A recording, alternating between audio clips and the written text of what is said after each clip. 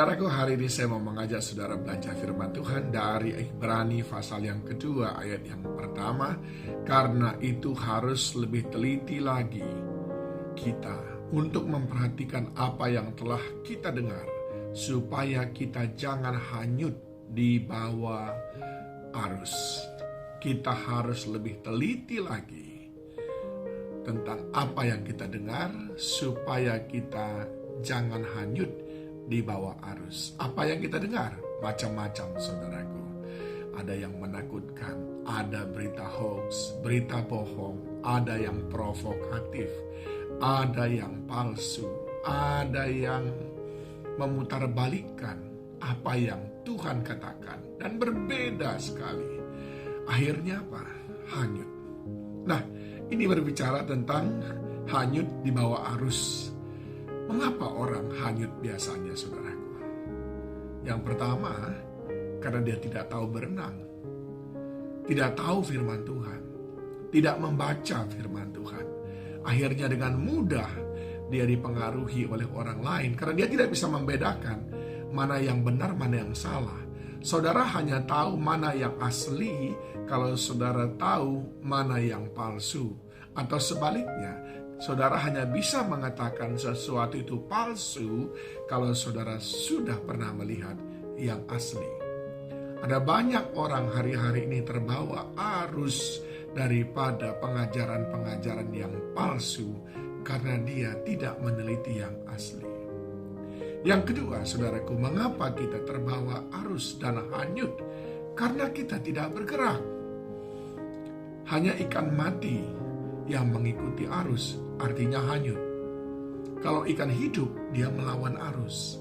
Dia tidak mengikuti apa yang dikatakan oleh dunia ini, saudaraku. Dunia ini arusnya deras sekali, saudaraku. 24 jam satu hari, arus dunia ini deras sekali. Saudara akan ketemu dengan orang yang menjengkelkan.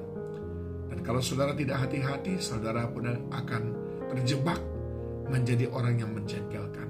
Saudara akan ketemu dengan orang yang suka menipu. Dan kalau saudara tidak hati-hati, saudara pun terdorong untuk juga menipu orang lain. Macam-macam, saudaraku. Saudara akan ketemu dengan orang yang tidak peduli dengan kekudusan. Dan saudara, kalau saudara tidak hati-hati, saudara pun akan ikut arus seperti mereka. Dan sudah banyak contohnya orang-orang yang ikut arus akhirnya hanyut. Lihat saja yang kena narkoba, lihat saja yang berjudi, lihat saja yang terjerumus ke dalam pelacuran, lihat saja yang terjerumus dalam korupsi, tipu sana tipu sini. Sering sekali mereka terbawa arus. Kenapa? Karena mereka tidak bergerak, tidak terus bertumbuh di sana.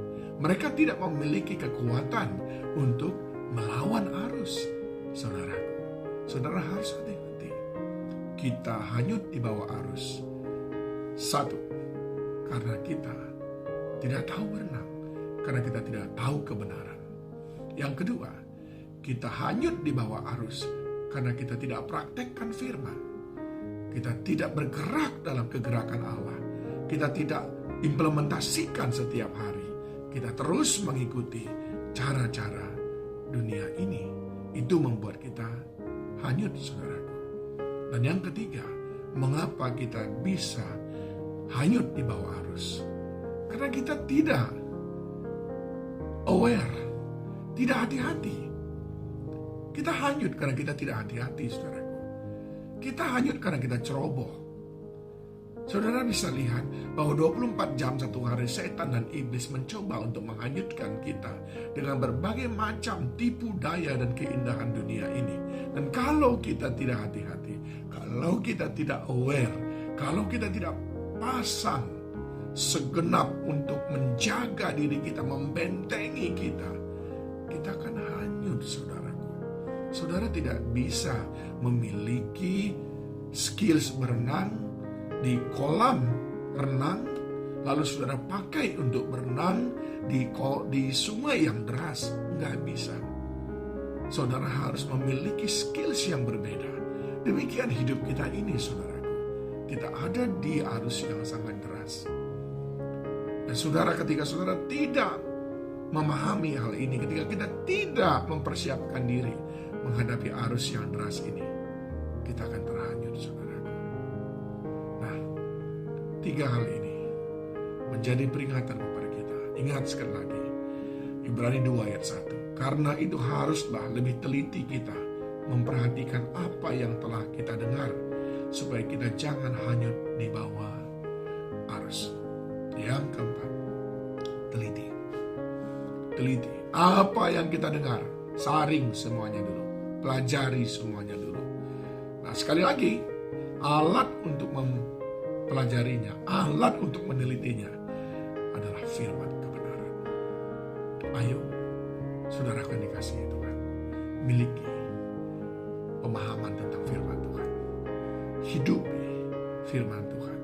Waspada terhadap semua yang ingin menghanyutkan saudara, dan teliti semua yang kita dengar.